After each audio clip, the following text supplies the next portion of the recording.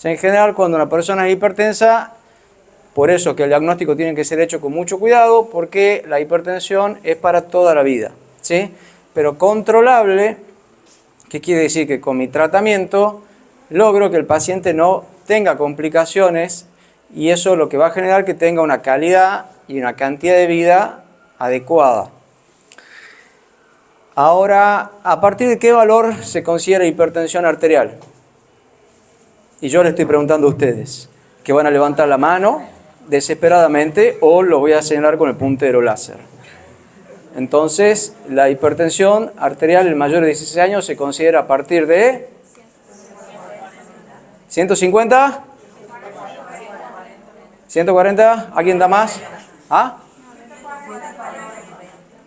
140 la máxima, 90 la mínima. Que la gente dice 14,9. Eso para adelante se considera hipertensión arterial en mayores de 16 porque en niños tienen otros valores que se miden percentilos. ¿Está bien? Bueno. Ahora, ¿tiene importancia la hipertensión arterial? Sí, estas son causas de muerte. Bueno, el puntero no me ayuda, pero son causas de muerte en todo el mundo y en Argentina. Entonces, de todas las cosas por las que se pueden morir las personas, que tiene que ver con el tabaco, tiene que ver con la diabetes, tiene que ver con las infecciones, tiene que ver con los accidentes, la causa número 1 es la hipertensión arterial marcada allá arriba. Entonces, es la principal causa de muerte. Y en Tucumán, ¿es raro ser hipertenso? No, 1 de cada 3 personas mayores de 16 años son hipertensos. Entonces, tenemos una enfermedad grave, muy frecuente. ¿Está bien diagnosticada y bien controlada la hipertensión en Argentina? No, pésimamente. Entonces lo que vemos acá en este gráfico, de todos los hipertensos, estos que están marcados acá en color oscuro, son los que no lo saben, 1 cada 3. Entonces son millones de personas hipertensas en Argentina que todos los días deambulan y no saben que son hipertensos. ¿Y por qué no saben que son hipertensos? ¿Por qué creen que no saben? La hipertensión no produce ningún síntoma. Y es muy importante que ustedes como agentes de salud lo sepan y eduquen a otros agentes de salud y eduquen a los pacientes. Porque si no, los pacientes vienen con dolor de cabeza o de nuca o mareo, ojo rojo, nariz roja, sangrado nasal y le dicen, eso es por hipertensión. La hipertensión arterial no se siente. Cuando el paciente viene a la guardia con cefalea e hipertensión, tiene 2 problemas. Tiene la presión alta y tiene cefalea, pero una cosa no tiene que ver con la otra. Ahora, los dolores sí pueden subir la presión. Lo que pasa es que a la gente cuando le duele la cabeza se toma la presión. Y si tiene 11 le van a decir, porque está baja. Y si tiene 14 le van a decir, porque está alta. No tiene nada que ver. Pero si le duele la rodilla también le puede subir la presión, pero ustedes no se la van a tomar. ¿Se entiende? Es una enfermedad que no produce síntomas. Por eso se llama el asesino silencioso. Ahora, estos pacientes, 1 cada 3, no saben que son hipertensos. De los que saben que son hipertensos, los amarillos saben pero no toman nada. De los que toman, estos rosita, toman pero siguen con la presión alta porque están mal medicados o porque no toman la medicación de forma adecuada. Y solo este grupito en azul tiene la presión realmente controlada. Entonces, de los millones de hipertensos en Argentina, 1 cada 4 está bien controlado, 3 cada 4 no. Entonces van a ver, la epidemia de enfermedad cardiovascular y cerebral tiene una explicación. Bueno, vamos a la guardia, porque esta idea es que sea una charla práctica. Están de guardia y llega el primer paciente. Este es un paciente que tiene esa presión, 183, 112, o sea, tiene una hipertensión severa. Es una mujer de 60 años que no tiene ningún antecedente y en realidad, ¿por qué viene? Eso es fundamental en la guardia. Usted tiene que saber por qué vino el paciente. No es lo mismo un paciente que vino porque tenía que curarse un dedo y le tomaron 20 de presión que un paciente que tiene 20 de presión y le duele el pecho y le falta el aire. No es lo mismo. Lo más importante es el motivo de consulta. Al médico no le sirve de nada que a mí me digan, tengo un 18-11, doctor, ¿qué hago? No sirve, porque pueden ser pacientes totalmente distintos. ¿Se entiende? Entonces, esta paciente, ¿por qué vino? Porque tiene una contractura cervical, le duele la nuca. ¿Está bien? Cuando hace así, le duele la nuca y ustedes le toman la presión y está alta. Al mismo tiempo le llega el segundo paciente que tiene la misma presión. ¿Está bien? Este paciente igual no, porque tiene en antecedente un aneurisma de aorta abdominal, una fibrilación auricular y está anticoagulado.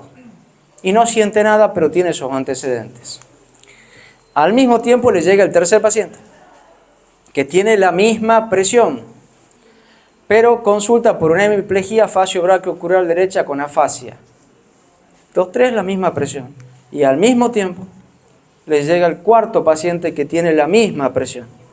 Pero este paciente viene por disnea clase funcional 4, o sea, estando quieto, le falta el aire, tiene ortopnea, o sea, tiene que estar sentado porque no tolera el decúbito, y tiene rales audibles a distancia como una olla hirviendo.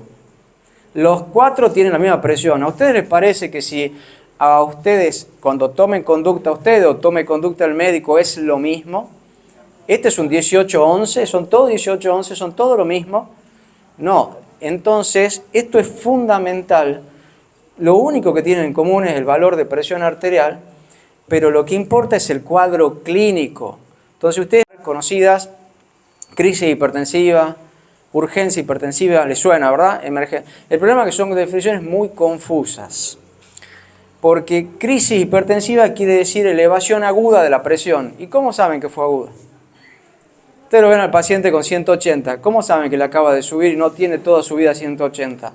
¿Qué es lo que nos pasa en el consultorio? Frecuentemente viene el paciente al consultorio para hacer un trámite, es decir, hacer un prelaboral, predeportivo, prequirúrgico o chequeo, sobre todo cuando la esposa los trae a los maridos, ahí lo traigo acá, se lo traigo doctor, y tienen 20 de presión, no tienen nada.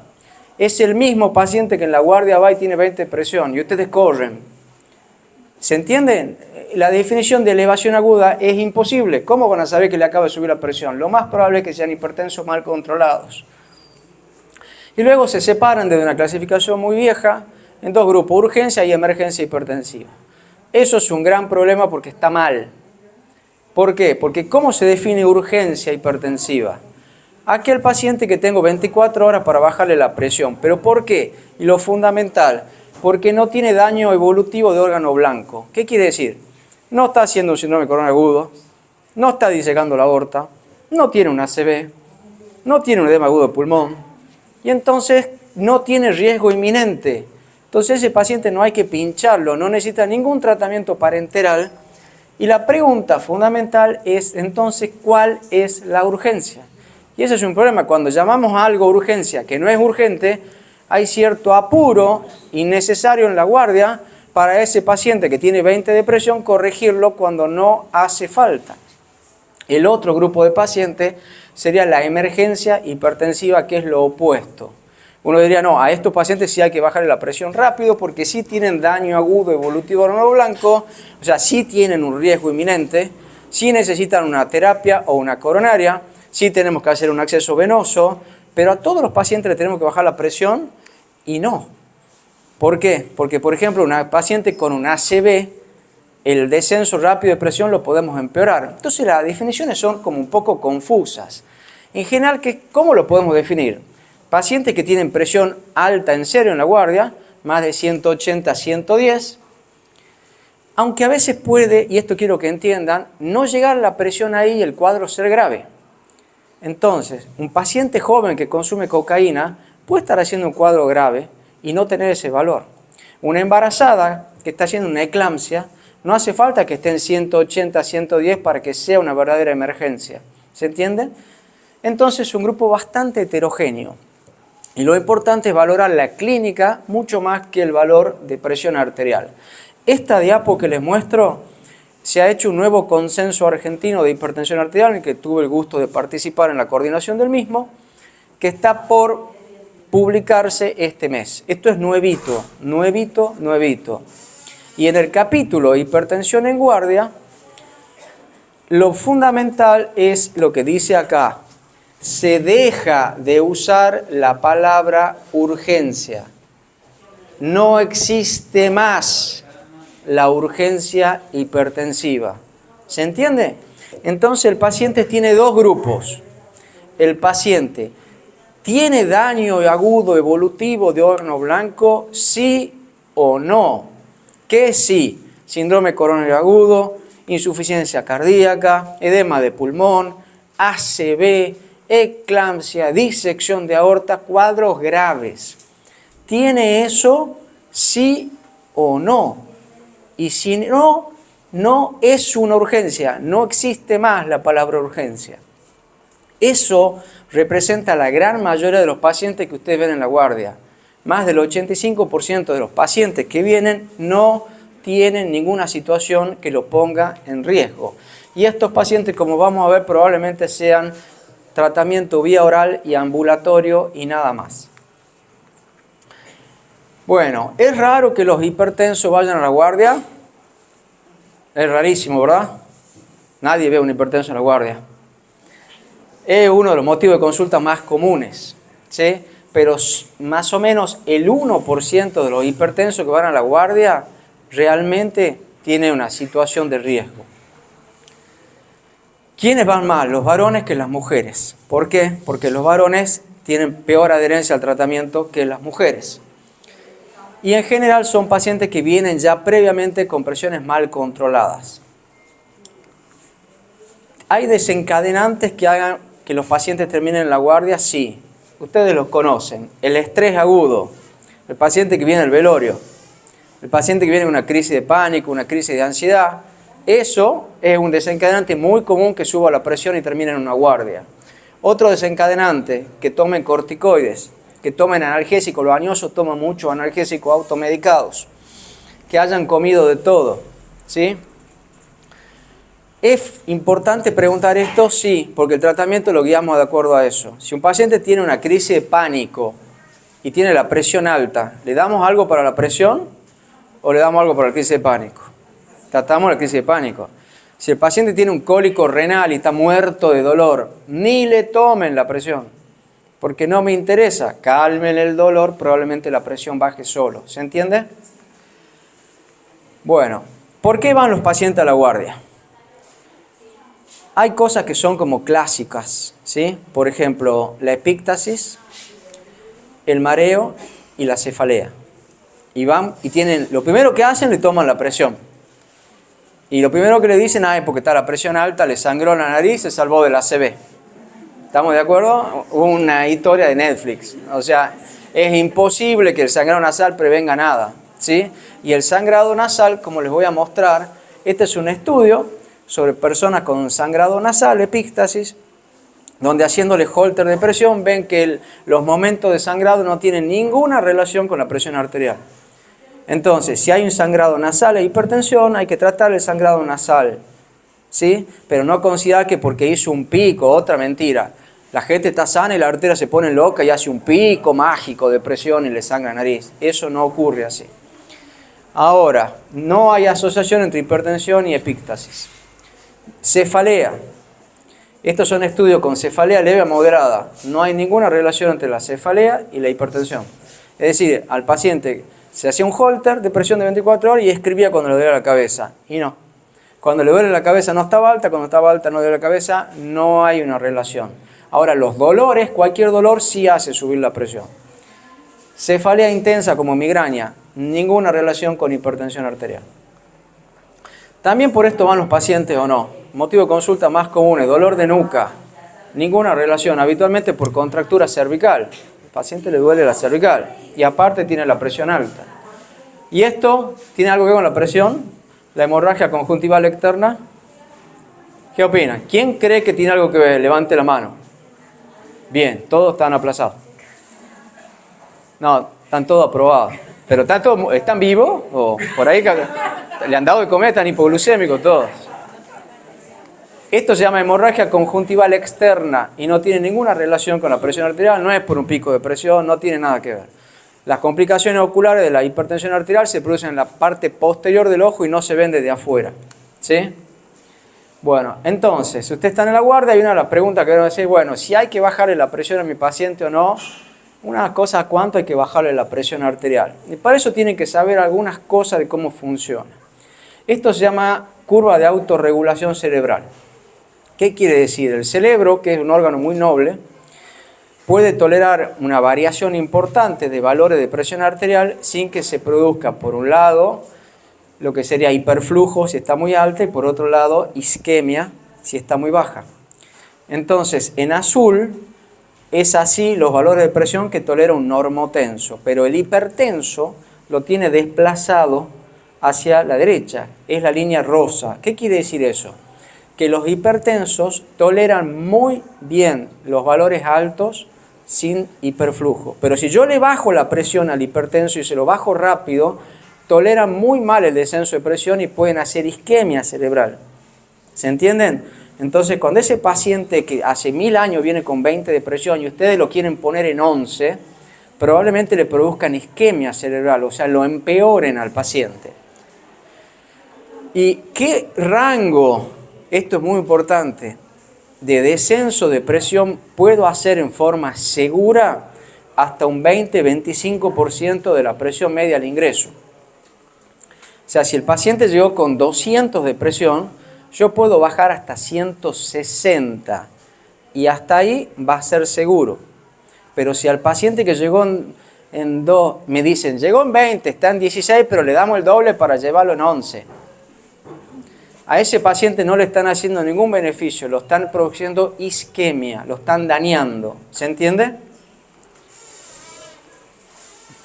Otra cosa que tienen que saber, el cuerpo del hipertenso intenta bajar la presión solo.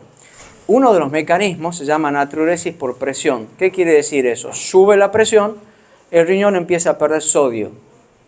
Como les dije, ningún paciente se acaba de hipertensar cuando ustedes lo vieron. No es que justo llegó a la guardia y le acaba de subir. Son pacientes que crónicamente vienen con presión alta. Estos pacientes vienen con pérdida crónica de sodio. ¿Y cómo lo puedo empeorar? Con un diurético.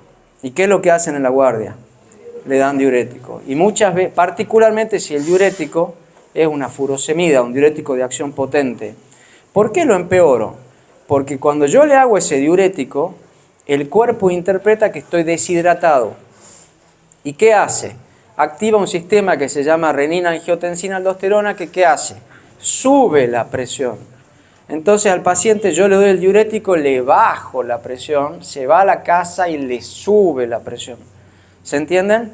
Entonces, salvo pacientes que tengan indicación real, como que esté con una insuficiencia cardíaca o con una insuficiencia renal aguda, no debería utilizar diuréticos endovenosos en la guardia. Segundo concepto, chau furosemida. Entonces, para manejar el paciente, la única forma es valorar la clínica mucho más que el numerito, que el valor de presión arterial. Y las preguntas que se tienen que hacer cuando están con un paciente son estas, que son todas lógicas. La más importante, ¿hay daño agudo y evolutivo de órgano blanco? De vuelta, está haciendo una disección de aorta, síndrome coroneo agudo, está haciendo un ACV, está haciendo una insuficiencia cardíaca, ¿sí o no? ¿Hay riesgo inminente de que le pase algo? Si no tiene nada de eso, no hay riesgo inminente. ¿Lo debo internar? ¿Dónde? ¿Hasta dónde le tengo que bajar la presión? ¿Le tengo que poner un acceso venoso?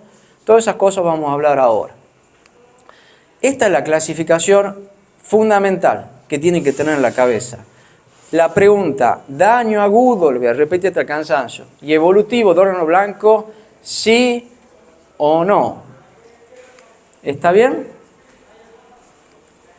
Y estos son, como les dije, los daños agudos evolutivos de órgano blanco que tienen que fijarse. Síndromes coronario agudo, disección de aorta, ACV, etc. Bueno, ¿por qué es importante? Porque si el paciente no tiene daño agudo evolutivo de órgano blanco, no tiene riesgo inminente de nada. En cambio, si lo tiene, sí es un paciente grave. ¿Qué sabemos de los pacientes que no, o sea, del 85% de los pacientes, o 90%, los que no tienen daño agudo evolutivo de órgano blanco y van a la guardia? Miren, yo hace muchos años hacía guardia en el Hospital Padilla, no siendo médico, sino siendo practicante mayor de esa guardia, que en esa época estaba bien hacer esa cosa. Entonces llegaban todos los hipertensos y lo primero que nos daban, aparte de la libretita para machetear como que había que hacer con los pacientes, eran la capsulita de Adalat sublingual. ¿La conocieron? Bueno, hasta hace poco acá había. Y la otra cosa, arma secreta que teníamos, era la agujita. Entonces venía el paciente, pinchábamos la capsulita y le hacíamos 1, 2, 3 gotitas, 2 chorritos sublingual. Y entonces eso generaba un descenso brusco de presión arterial. Y todos nos creíamos Superman. Porque el paciente llegaba con 200 de presión, a los 5 minutos lo teníamos en 11, le decíamos, excelente, se va a la casa. Eso funcionó muy bien hasta que en el año 99 la FDA, luego de un metaanálisis importante, prohibió hacer eso. ¿Por qué? Porque producíamos ACV. Pero ¿cuándo producíamos ACV? Y esto también quiero que lo tengan claro. Hasta 72 horas después de la medicación. Entonces, ese paciente que ustedes se apuran en bajarle la presión cuando no hace falta, yo veo esos pacientes que llegan con 15 de presión, no hay que hacerles nada. Y le dan medicación, nadie sabe para qué. Y para qué le bajan más la presión. Esos pacientes hacen luego eventos isquémicos cuando ustedes no lo ven. Y ustedes se creen superhéroes, pero en realidad lo están perjudicando al paciente. Segunda conducta. Todo paciente que fue medicado en la guardia debe ser citado por consultorio externo. No es que llegó con presión alta, le baja y se fue. Tiene que tener un control posterior. Bueno, ahora, la mayor parte de estos pacientes no necesitan ningún tratamiento. Y si se hace un tratamiento, solo será por vía oral. Y estos pacientes suelen ir por estas cosas que ya les conté, que no tienen nada que ver con lo que le está pasando. Bueno, ahora hay un grupo de pacientes que no tienen daño agudo evolutivo en nódulo blanco, pero a ustedes les generan dudas. Está bien tener dudas. ¿Por qué les puede generar dudas? O porque el paciente tiene algún antecedente, por ejemplo, está anticoagulado, o tiene un aneurisma de aorta, o porque tiene algún síntoma dudoso. ¿Qué sería? Un paciente que tiene un dolor de pecho pero atípico, ¿no les parece? O un paciente que tiene algo neurológico que no les convence. ¿Qué es lo que tengo que hacer con las dudas? Sacarme las dudas. Si tiene un dolorcito de pecho, le haré un electro. Si tiene algo neurológico, una evaluación neurológica. No ponerle tratamiento endovenoso ni nada, pero sí, en estos casos, llegar bien al diagnóstico. ¿Sí? Bueno, esta es la clasificación nueva, de nuevo consenso, pero yo se lo voy a explicar con mi diapositiva vieja que me gusta más. ¿Sí? Dentro de los pacientes que tienen daño agudo evolutivo en nódulo blanco, o sea, los graves, hay dos tipos de pacientes. Están los que se llaman emergencias clínicas asociadas a hipertensión. O sea, ¿el paciente está en riesgo? Sí. ¿Se puede morir? Sí. ¿Necesita acceso venoso? Sí. ¿Necesita una terapia o coronaria? Sí. ¿Le tengo que bajar la presión rápido? No. Esa es la diferencia. ¿Por qué? Porque el problema grave que tiene no es la hipertensión lo que le está generando puntualmente el problema. Entonces, ahí tenemos el ACV. Si yo a una ACV le bajo súbitamente la presión, ¿lo mejoro o lo empeoro? Lo empeoro. Lo mismo pasa en una insuficiencia renal aguda. O sea, es un cuadro grave, pero bajar la presión rápido no lo soluciona. Y luego están las verdaderas emergencias hipertensivas, donde sí la hipertensión es la causa de la génesis y la progresión. Ahí sí tengo que bajar la presión rápido. Y las emergencias hipertensivas son estas que hemos hablado. Disección de aorta, síndrome coronario agudo, encefalopatía hipertensiva, eclampsia, como ya van a ver después, edema agudo de pulmón hipertensivo. En esas sí tengo que bajar rápido la presión. ¿Necesita terapia o coronaria? Sí. ¿Acceso venoso? Sí. ¿Medicación endovenosa? Sí. El 1% de los pacientes que van a ver. Bueno, ahora, vamos a la guardia de vuelta. ¿Cómo toman la presión? Porque ahí empieza todo. Si no hay una toma adecuada de presión arterial, todas las conductas posteriores son inadecuadas. Hace un tiempo teníamos la coronaria ahí pegada a la guardia. Y entonces muchas veces mandaban pacientes hipertensos. Lo que nosotros hacíamos era sentarlo al paciente, dejarlo 5 minutos sentados y tomarle bien la presión, o sea, 3 veces.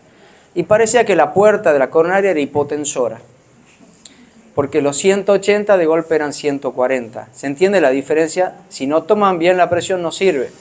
Si en la guardia, yo sé que a veces es difícil, pero toman la presión al lado de un paciente que está con un accidente y está gritando, no sirve.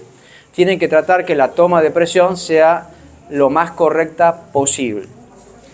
Dentro de esas cosas tienen que recordar que si el paciente está con una situación de estrés agudo, crisis de pánico, no le tomen la presión. Primero calmen la situación. Si está con dolor agudo, cólico renal, no le tomen la presión. calmen el dolor. Y si el paciente se está orinando, algo muy importante, porque ya antes que ustedes los vean le pusieron la clásica furosemida, el estar orinando se sube la presión hasta 30 milímetros. Que haga pis y después le toman la presión. ¿Se entiende? Son cosas muy importantes. Muy importante es tratar de tomar la presión en la posición adecuada, no sobre la ropa. La toma de presión se repite 2 o 3 veces y se calcula un promedio. Bueno, luego de haber hecho eso bien, le van a preguntar las cosas lógicas al paciente, si es hipertenso o no, si toma los medicamentos o se olvidó de tomarlos, si hubo algún problema en especial. Y la evaluación es orientada siempre a esto. ¿Tiene o no daño agudo evolutivo horno blanco? ¿Sí o no? Si ustedes lo están revisando al paciente y está con edema agudo de pulmón, ese paciente es regrave, vía, tratamiento, corremos, todo.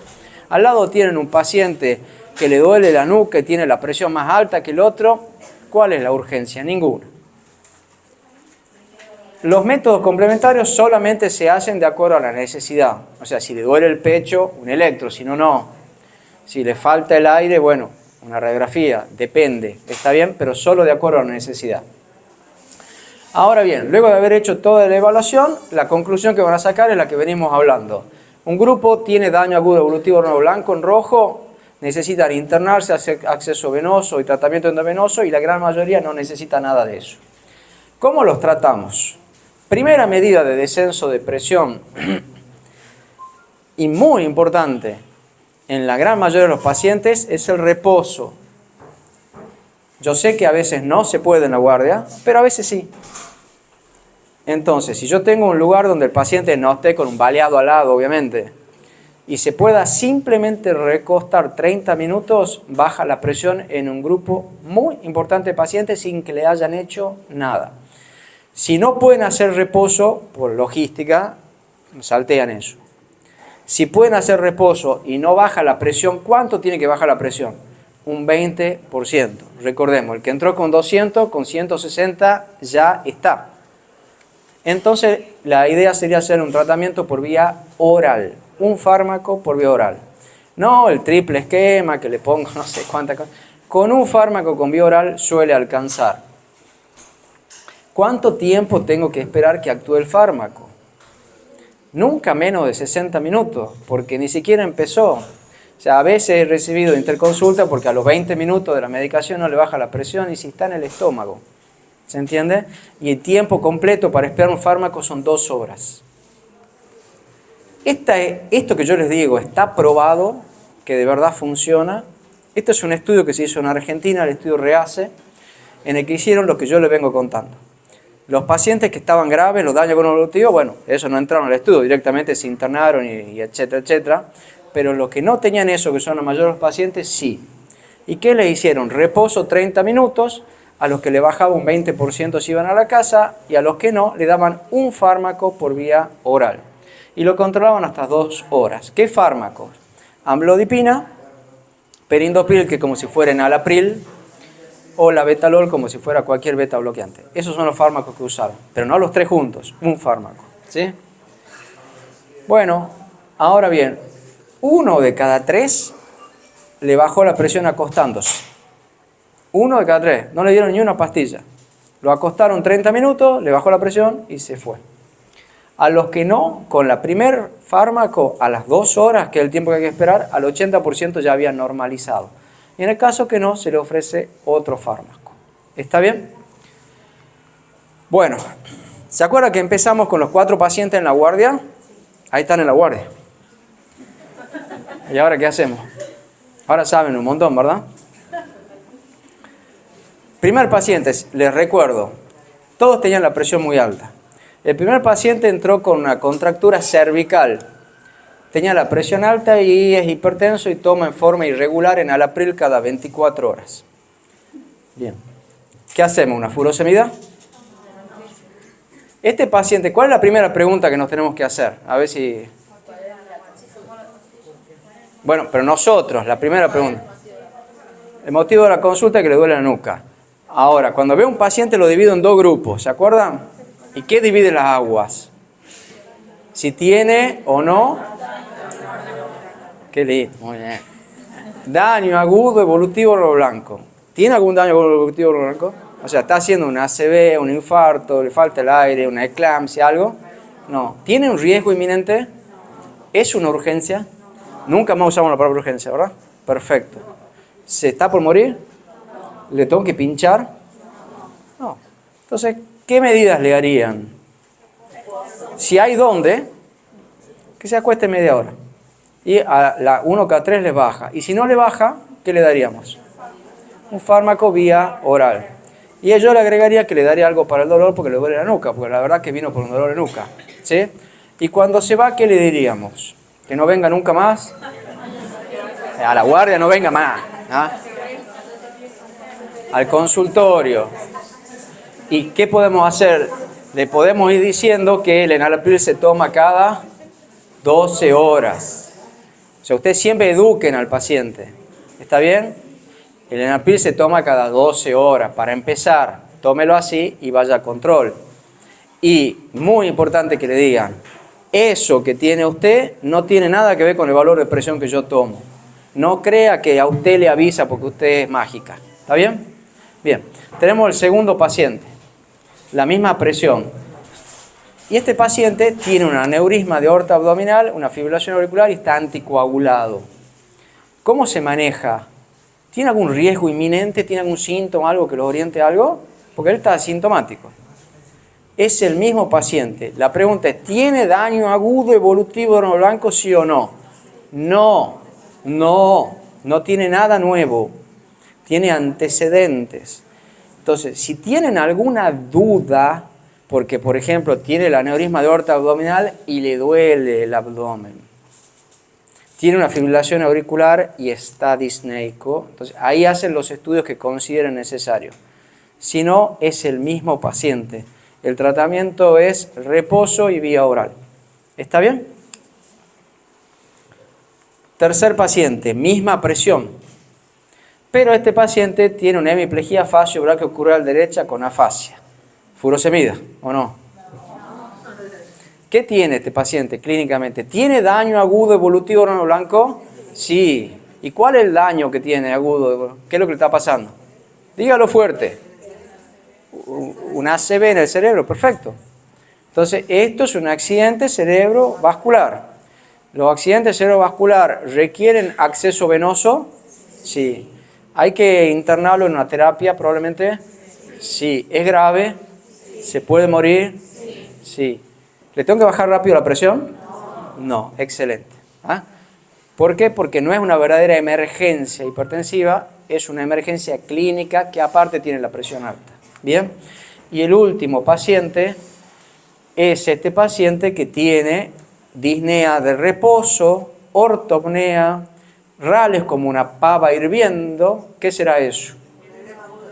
Excelente. O sea, entonces ahí va el razonamiento de vuelta. ¿Este sí tiene o no tiene daño agudo evolutivo de órgano blanco? Sí. ¿Es grave? Sí. ¿Necesita vía? Sí. ¿Se puede morir? Sí. ¿Necesita coronaria? Sí. ¿Hay que bajarle la presión rápido? No. Sí. Epa. Ahí con la pinto en la última. Sí. Porque este sí es una verdadera emergencia hipertensiva. ¿Cuáles son las verdaderas emergencias? El edema agudo de pulmón, el síndrome coronario agudo, la disección de aorta, la eclampsia. ¿Está bien? ¿Se entiende? Entonces, acá sí hay que bajarle la presión rápido. Bueno, muy bien. Entonces, ¿cómo manejamos la hipertensión en la guardia? Lo primero, tomemos bien la presión. Si tomamos la presión, ya no sirve nada. Primer punto.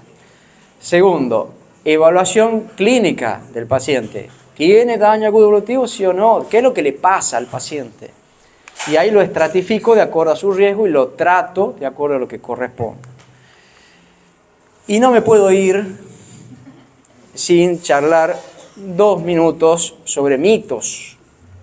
¿Por qué? Porque los mitos en hipertensión, yo en un momento ya dejé de escribirlos porque ya me cansé porque eran interminables, pero lamentablemente escucho a los pacientes, no hay consulta en el consultorio que no haga donde lo interrumpa al paciente, le diga no, cuando empieza a hablar de mitos y se lo aclare uno a uno.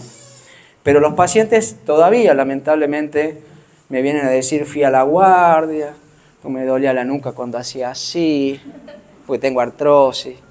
Y entonces me han tomado 16 de presión y me han hecho la furosemida, me han explicado que podía hacer una ACV y me han dicho que me tome una dipirona. Y entonces ahora yo le expliqué a toda mi amiga la situación y entonces estamos de alguna manera favoreciendo que todo el mundo tenga conceptos equivocados. Y muchos médicos los tienen equivocados. Y muchos enfermeros los tienen equivocados. Entonces es fundamental pensar, ustedes son profesionales de la salud. En una enfermedad tan importante como hipertensión arterial, no pueden dejar que el paciente diga esas cosas sin educarlo. No pueden dejar que mi colega diga eso sin educarlo. ¿Sí? Porque después cuando nos preguntamos por qué tenemos tan mal nivel de control en Argentina, hay cierto mea culpa que también tenemos que hacer. Entonces, estas son las cosas o algunas de las tantas que dicen los pacientes y los profesionales de la salud. Mi presión es nerviosa. Las arterias se ponen nerviosas, ¿cómo sería? No. Existe una enfermedad que se llama hipertensión arterial. Obviamente, si yo tengo una crisis de ansiedad puede estar más alta, pero si usted es hipertenso. La nerviosa será usted, no la pobre hipertensión. ¿Se entiende? Bien. Mi presión es variable. Entonces solo tomo la medicación cuando está alta. Y algunos le dicen, si le sube, tome la pastilla, o tome otra tarde si le sube. ¿Cómo va a saber si le sube si no da síntomas? Entonces, o el paciente se toma la presión cada 2 minutos, o es una locura. Variable es la presión de todas las personas vivas. Los muertos no tienen la presión variable, están en cero ahí siempre. Ahora, todos los vivos sube y baja la presión permanentemente. Entonces, o es hipertenso o no es hipertenso. Y la medicación se toma para que no suba. Entonces, el paciente medicado que tiene 120 de presión a la mañana tiene que tomar para que no suba. Porque los medicamentos se llaman antihipertensivos, son para que no suba. No son medicamentos para que cuando le llegue a 20 yo se lo baje, eso no sirve. Cuando me sube tengo dolor de cabeza. No, le tengo que explicar que el dolor de cabeza no es por presión alta. Me sangra la nariz y se salva de la ACV, ¿verdad? Tengo la oreja colorada.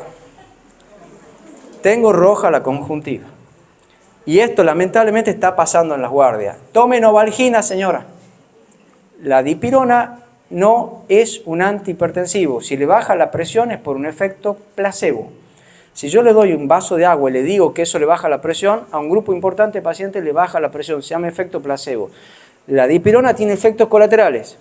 No es un antihipertensivo y eso pasa en las guardias. Otra cosa, no sé si está acá, pero se los voy avisando. Los pacientes no son plantas, no necesitan que los rieguen, no necesitan agua. El agua no baja la presión. Y entonces, de alguna manera absurda, hay un pensamiento en que si tomo agua y orino, me baja la presión. Piensen, obviamente si tomo agua y mi función anda, orino, pero eso no baja la presión. Y yo paso y veo frecuentemente a los pacientes con la botella de 2 litros desfilando, ahí van y vuelven, y orinan y vuelven. Eso no es un antihipertensivo.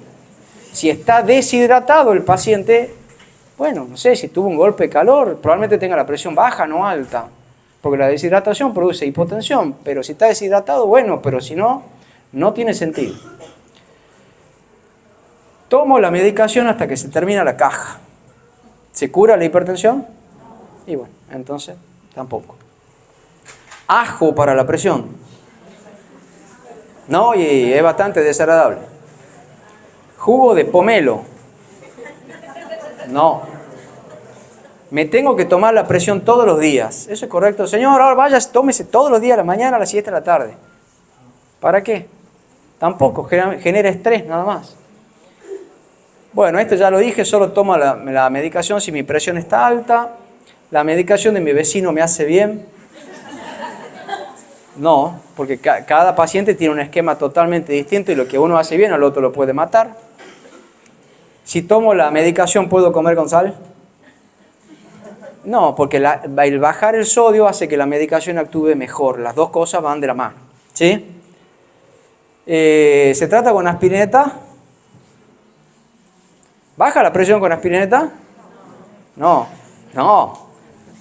Bueno, ese consejo y tómese una aspirina, no baja la presión y tiene efectos colaterales. Entonces tampoco. Esta me mató. Cuando dijo, donar sangre mejora mi presión, me dijo un paciente. Bueno, done, de última, no tiene nada que ver, pero done. El problema es que también algún paciente me dijo que fue a donar sangre y le dijeron, no, los hipertensos no pueden donar sangre. Eso no. ¿Está bien? Y bueno, y este último ya se los había anticipado, que la hipertensión no necesita tomar mucho líquido para orinar y bajar la presión, eso no funciona así, eso no existe, ¿sí? Bueno, espero que esta charla haya resultado de utilidad, es un tema que lo van a ver todos los días de su vida, traten de recordar los conceptos y cuando vayan en 2 minutos se van a dar cuenta que las cosas las están haciendo al revés, así que siempre es importante que uno intente ser el agente de cambio en el lugar donde esté para que las cosas algún día mejoren, ¿sí? Bueno, muchas gracias.